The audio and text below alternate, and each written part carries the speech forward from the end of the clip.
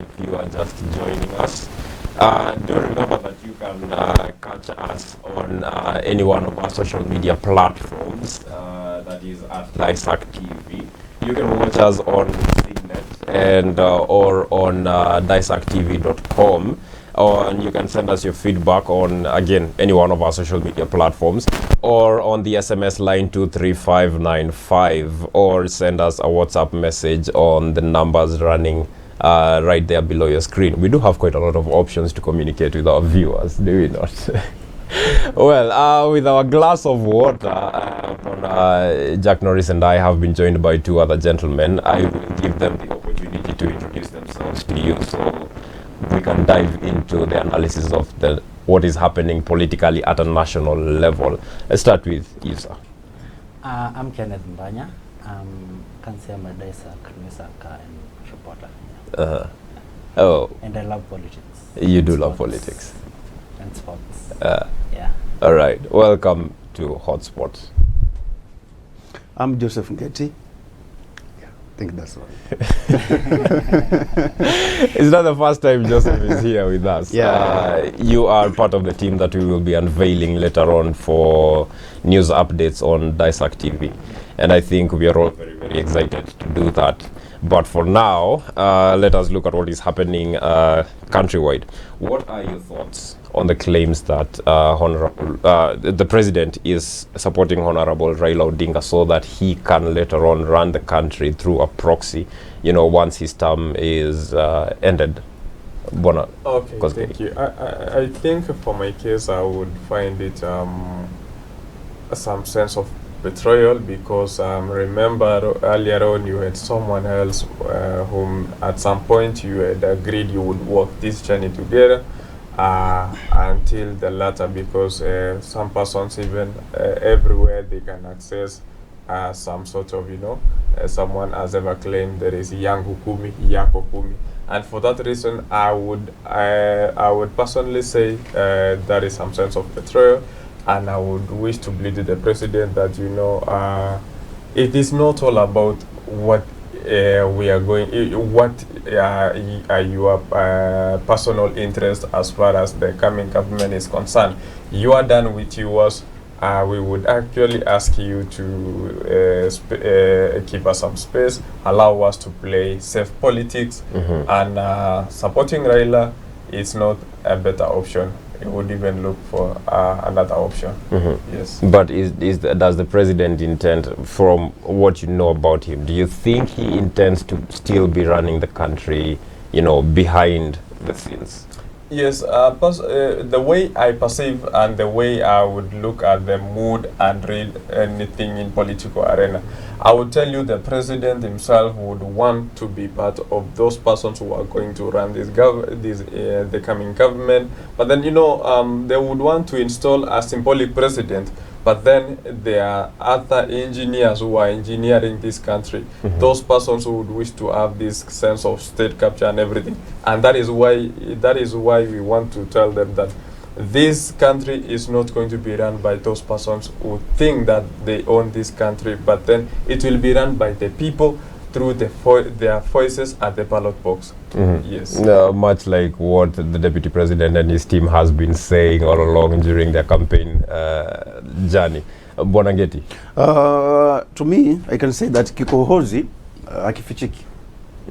Kama una kikohozi ndugu yangu, utakikohoa tutajua unakohoa. Yaani imefika stage ambayo sasa hivi rais hataki kuficha tena. Ni dhahiri, anaweka wazi kwamba sasa tutakuja. Sijuzi tulimsikia akisema tusubirini tunakuja. Lakini mimi nataka kuiangalia hii hoja kwa misingi miwili. Kwa sababu pia yeye naye ni rais, na tulimsikia pia akisema kwamba naweza nikasema kwamba kwa upande kwa maoni yake aliyosema, nilikuwa nasema hata yeye pia anaweza akasema kwamba mtu huyu anafaa, na kwa sababu kuna watu wanamsikiliza akiongea na wale watu ambao wanamsikiliza, we can go that direction. Kwa hiyo mimi sioni shida akimsupport bwana Odinga, ni kupenda kwake. Kwa sababu kura yake si moja tu. Kwa hiyo akisema mimi namsupport bwana Odinga, ni sawa, msupport mzee. Lakini kumbuka kuna makundi mangapi? Tuko na makundi matatu. Kuna kundi linalomsupport bwana Odinga, kuna kundi linalomsupport naibu wa rais William Ruto, na kuna lile sasa ambalo linasubiri mwelekeo wa rais atasema nini. Kule rais atasema ndiko tutakapoenda. Sasa kuna haya makundi matatu. Na hao wote wanang'ang'ania kundi la nani? Kundi la rais. Kwa sababu hao wana kundi lao, hao wana kundi lao. Kwa hivyo kuna huu muhimili mwingine ambao una kundi lake. Sasa kila mtu anajaribu kupiga pale kama atafanya nini.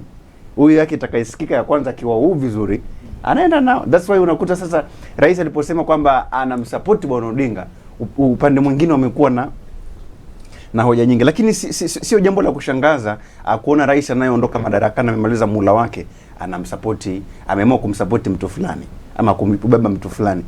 Ukiangalia kwa mfano Tanzania wakati walipokuwa na uchaguzi miaka iliyopita, mwende zake wana Dr. Magufuli alisapotiwa sana na rais mstaafu Jakaya Kikwete. Alimpa support kubwa sana. Na hii inatuonesha nini? Kwamba huu tayari ni mfano ambao tunaweza tukautumia, kwamba huyu alikuwa anaenda mpaka kwenye kampeni. Na ukumbuke Kikwete pia naye alikuwa na ushawishi mkubwa. Kwa hivyo ni swala tu la kusema kwamba tunatafuta marafiki ambao watafanya nini? Tutasaidiana katika kumpata yule mwali. Msichana anatongozwa, kitongozwa akikushinda wewe unatafuta mtu kufanya nini? Unatafuta wazee bwana, nendeni, mimi nimejaribu nikashindwa. Kwa hiyo na yeye anakuja kutafuta the same way. You know my brother here, maybe I would wish us to go specific so that uniweke wasi pia, manake when you tell me kura ya president ni moja, and at the same time kuna kikundi na mgoja president, sasa mimi nakupoteza. Maybe I want to understand you also. Okay, kura ya rais ni moja, yake ni moja, hata kura yako ni moja, lakini pia wewe nao uko na wafuasi wako nyuma ambao wanakusikiliza bwana. Ukisema bwana twende kwa ndugu yangu hapa, tunaenda. Ukisema twende huko, wanaenda. Sasa ndio ilivyo kwa sasa hivi. Kwa hiyo rais pia naye sio ni vibaya akisema kwamba namsupport nani? Bwana Odinga. Ni sasa ndio muda mzuri sasa wa kuonyesha, kila mtu aonyeshe makali yake. Kama wewe anamsupport, bwana msupport, lakini sisi hatuungi agenda yenu nini? Hatuungi mkono. Sisi tutaenda kivyetu mpaka tutoboe. Bwana Mbanya. Could this be the first time that we are seeing a president supporting a candidate who eventually clinches the top seat? Because previously, the previous president, Honorable Moi Kibaki, was very, very quiet on his preferred candidate for his succession. Moi was vocal, but his preferred candidate did not take the seat. So could this be the first time that the preferred candidate for an exiting president succeeds him? Actually, when Mr. Ngate was talking, nilikuwa sikia nikiwashawashwa. So I think history is repeating itself. Because if I take you back to 2002, and people don't talk much about this, but in 2002, if you remember that Moi Kibaki was not getting the support from Daniel Moi to Torotich or Arap Moi, because I remember he was endorsing Uhuru. If I take it back from there, so this is history repeating itself, and I think the direction in which Raila Odinga throws as a Azimio Moja Crow is going to take is what is going to give the direction towards the direction is going to take, and the way we expect in about 3 weeks that the president will launch his bid, his support for Raila Odinga. There's a general meeting and stuff which is expected, and from there we are going to know the way ahead. We don't know what we actually say. We don't know whether yes, we may think that William Ruto does not support the president. But still, we don't know. Things change, by the way. Within this, I promise, within these 6 months, a lot is going to change. There will be a lot of betrayals, and we'll still wait. Maybe before, when personally, I think this is not. It would have been the first time to. Because the preferred candidate was the candidate himself even would the figure, the person himself would convince you that, you know what, there is the person who is going to take us or to take care of this country for the next how many years, But then look at who the player is right now. Raila Amolo Odinga. Check on the man. Is that the guy you would have him okay, now that it was Yangu Kumi and Nyako Kumi, would you now that you've tried to, you've decided to shift the other person's Kumi to this other person, would you entrust this person with the Kumi now, having some past history of what has been happening, what this guy has been participating on. You check on some proposition, something this guy would propose. I mean, come on, is this the guy to take the country to the next level? But then, personally, I would say this time is not the time. It's not going to be the first time. And maybe the first time is yet to come, but not this time. This is not the time for it. It's not the time for it. Again, on the other hand, I've been thinking about Raila Odinga and the Uhuru government and its regime. If you go to the Wanjikos and the local people have lost faith in the Uhuru's government. And let me not lie to you that the Uhuru's word will not be a big say in the elections dated August. That is why we have distanced ourselves from a continuation of Jubilee government. What we were propelling or what we are proposing earlier on is not what we have in our coalition right now. Lakini ukumbuke hivyo tayari tunapoongea sasa hivi ni kama ile Jubilee government haipo. Kwa sababu nikisema hivyo na maana gani? Ukiangalia kuna katiba imekiukwa kwa misingi mingi sana. Tunazo katiba za vyama. Jubilee wana katiba yao, ODM wana katiba. Yaani kila chama kina katiba yake. Sawa eh? Na ukiangalia nasema kwa sababu gani misingi ile ya katiba hata za chama imekiukwa na kwamba Jubilee ni kama haipo, inayoongoza sasa ni Azimio. Ukiangalia alipoondoka tu naibu rais William Ruto kuonyesha kwamba anataka kuwania urais kupitia tiketi ya chama kingine na sio Jubilee, na wakati alikuwa ni mmoja wa chama cha Jubilee, hiyo tayari inatuambia nini? Kwamba chama kama chama cha Jubilee kilikuwa wewe ukisaliti amri unafanya nini? Unatolewa. Sasa alikuwa ni mtu wa kwanza kufanya nini? Kutolewa kwenye chama. Na wengi wamekuwa wakifuata ule mkondo. Sasa hivi kila mtu anahama tu. Lakini vyama vinafanya nini? Vimetulia. Tunaye msajili wa vyama. Kwani haoni kinachotokea? Tunayo tume ya uchaguzi. Kwani akioni kile kinachoendelea? Kwani kazi ya tume ya msajili wa vyama ni nini? Registrar kazi yake ni nini? Hawa watu wana defect kwenye vyama vyao. Wanafaa kufanywa nini? Katiba yao ya chama anazo. Inasema kwamba ukitoka chama wafanye nini? Tunakutoa kwenye chama. Lakini nini kinachoendelea? Anatoka leo na kesho bado anaendelea kuongoza. Na kulikuwa na story flani in the dailies earlier on this week that people who are trying to leave Jubilee are deregistering, but then they find that they are registered the following day, although there still remains a lot of unanswered questions along that route. So I wouldn't want us to take a speculative approach to anything. If we take it on the unanswered questions, they still take it back to yesterday was the last day for the public service people to resign. And why are people resigning? Okay, I do look like I'm taking fire to another side, but why is the MCS peke yake ndo wako wana resign, right? Why is it that the DP is not resigning on the other side of the side? Why is not the DP resigning? Why there are no ministers resigning? Because I'm sure that ni ministers wengi sana who are going to buy for politics na waja resign sahi. Let me not lie to you for that. So I think something is wrong with the parties, and I don't know what's going to happen. There could be something happening. The situation in Kenya anyway, every department, every wing is influenced in such a manner that before they watch something, before they see something, they must see it through someone's eyes. Yes. Well, away from the parties and the party politics, let us zoom in on one individual. Let us seek to answer one question that has been on the mouths of many of the people that I have talked to. People now claim that Honorable Raila Odinga has since mellowed. He is no longer the political enigma that he used to be. Is there any merit to this claim? Maybe I would take that first because having observed what Raila has been doing and has been championing for, I think the right Raila we had was 2007, and the Raila we had, the candidate of Raila was 2013. But then right now, the Raila I know, I don't know, when someone is growing, I don't know, do we, you get tired along the way and everything, because the vibrancy of Raila right now you know, have a look at how he strategizes his politics. Though I don't despise Raila. Raila, you know, this is a very political giant, and this is a very smart guy. This is a guy who would sit down there and watch Huru Ruta fighting in favor of him, because he's just there listening to them throwing themselves some words, you know, and the president is fighting on behalf of Raila, and Raila is just sitting there. So I know the smartness in Raila, but then the vibrancy of Raila, you know, the agendas he has, these are good agendas based on past experience and everything. But then how he does his things, he wants to run a government where he's not even campaigning for even a single MP.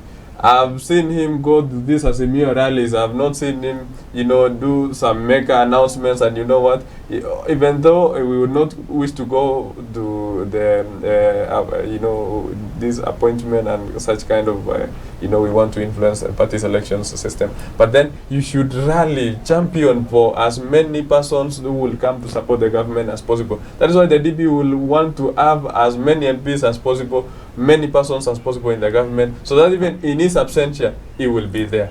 Yes. Well, gentlemen. Okay. I think on the question of Raila and of his politics. Just briefly, please. Briefly. I think Raila right now we can say, is less relevant. Because I think his career he killed it in 2017 when he refused Alcata elections and stuff. Then they were unalified, and next what to do a rerun. Then the next minute he didn't get to the ballot box. So I think that's why he killed his career and his popularity. Yes, we remember with history that he has done a lot for the country, but still in 2017 that's why his career died. And right now I don't endorse Raila for president. Kwa upande wangu mimi naweza sema sasa hivi amechoka. Nikitumia huo msemo, naomba nitumie huo msemo kwamba kusema amechoka. Kwa nini? Ukiangalia performance yake ya miaka iliyopita na sasa hivi imekuwa tofauti. Sasa hivi ni kama anaendeshwa na watu fulani na kikundi cha watu fulani. Nenda tu kagombea urais, kwa sababu umekuwa ukigombea tangu miaka ya nyuma. Sasa nenda sasa hivi na kubidi tukushike mkono angalau hata kwa tamu moja tu ili uwe rais. Na hicho ndicho kitu ambacho anachokipigania. Kwa sababu nakumbuka kuna kwenye mahojiano na vyombo vya habari hapo nyuma aliulizwa why, kwa nini? Na akasema hata only for one term tu. Yeah, it's enough. Yani tu ile, yani kutafuta tuseme ni kama sasa hivi anatafuta title, aandikisha historia nilikuwa waziri mkuu, niligombea sijui mara ngapi nikashindwa, alafu baada after all that nikawa rais. At long last sasa nikawa rais tena wa one term. That is what na miaka no anyway, Raila is more of a philosophist than a politician, you know. He wants to prove us, you know, by not losing hope you will achieve something. Yeah. But I have not seen him drive some good political agendas that are going to drive this nation to the next step as far as 2022 politics are concerned. But then in the past years and everything, I've always watched Raila and I've always admired how he does his things with experience and with soberness. Well, it really hurts me to make this announcement, but we are out of time. Well, with that in mind, briefly, just for maybe 10-30 seconds, just your final words to the citizens who are watching us. Let's start with you, Bwana Mbanya. Just a word. Recently, the ABC finalized their and still they're still registering your voter. So just get out and register as a voter. If you think you can make a decision to the political direction in the dust, just make your step and vote. Just register yourself as a voter and vote for your rightful political person. Because personally, I don't want to take sides, but I'm not going for the wrong decision. I'm going to register and vote for my perfect person who's not corrupt, doesn't have all that. And again, just a bit about the issue of the Ruto and Uhuru issue. I think it's a bad image for the country. So yeah. All right. Thank you very much. Thank you. Bwana Ngeti. Kwangu mimi ningesema kwamba hao watu ambao hawajachukua vitambulisho ndio wanatukwamisha hao. Watu waende wakachukua vitambulisho. Sasa hivi ukitembelea wadi nyingi vitambulisho bado kuna watu ambao hawajachukua vitambulisho. Na uwezi kujisajili kama mpiga kura kama una kitambulisho. Nashukuru ndugu yangu hapa ameweza kuligusia hilo kwamba watu wajisajili kama mpiga kura, lakini tutajisajili vipi? Kachukua kitambulisho alafu hakikisha kwamba unaenda kujisajili kama mpiga kura, lakini pia tuwe makini sana, tusije tukarudia yale makosa ya mwanzo tukaja kujutia kwa miaka yote sasa. No, thank you very much. Maybe briefly I would want to say that it is so sad to see people not taking votes and those people not registering. People seem to have lost hope in the country's leadership and everything. And I would wish us to install a leadership that is going to bring back people to their senses, bring back people to their pockets, bring back people to their economic stance, the previous economic stance, where we were, where the economy was, and where everything was. And so finally, maybe to address, I would wish to ask my fellow youths, let us participate in this political journey, because these are things that are going to make decisions that are going to determine our future as youths. And so let us ensure that we work hand in hand with these persons who are championing for the leadership, so that we can be part of the discussion. We should not be on the menu, but let us be on the discussion table, so that we can have good for our country. And to Raila, politics is not a birthright. You can still have other things. Thank you. Well, that is all that we had time for here on Hotspot segment. My name is Kelvin Mungai.